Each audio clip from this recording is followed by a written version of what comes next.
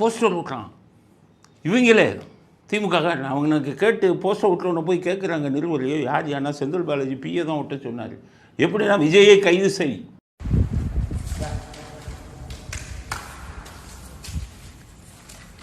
ஏன்னா திமுகன்னு சொன்னாங்களா? போஸ்ட் திமுகலேருந்து ஓட்ட சொன்னாங்களா?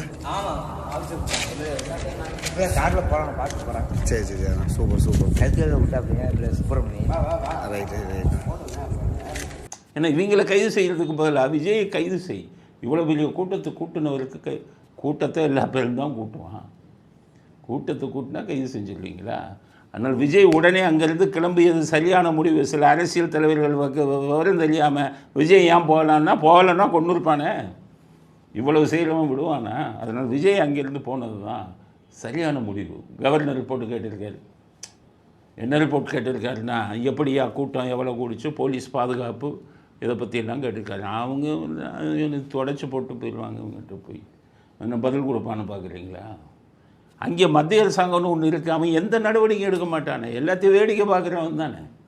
அப்போ அங்கே ரிப்போர்ட் அனுப்புனா நீங்கள் டிஸ்மிஸ் பண்ணிடுவீங்களா? கவர்னர் இவ்வளோ தப்பு பண்ணியிருக்காங்கன்னு ரிப்போர்ட் அனுப்புவார். அமித்ஷா நீங்கள் டிஸ்மிஸ் பண்ணுவீங்களா? சொல்லுங்கள். நீங்கள் டிஸ்மிஸ் பண்ண போகிறதில்ல. அந்த தைரியம் தானே உங்களுக்கு.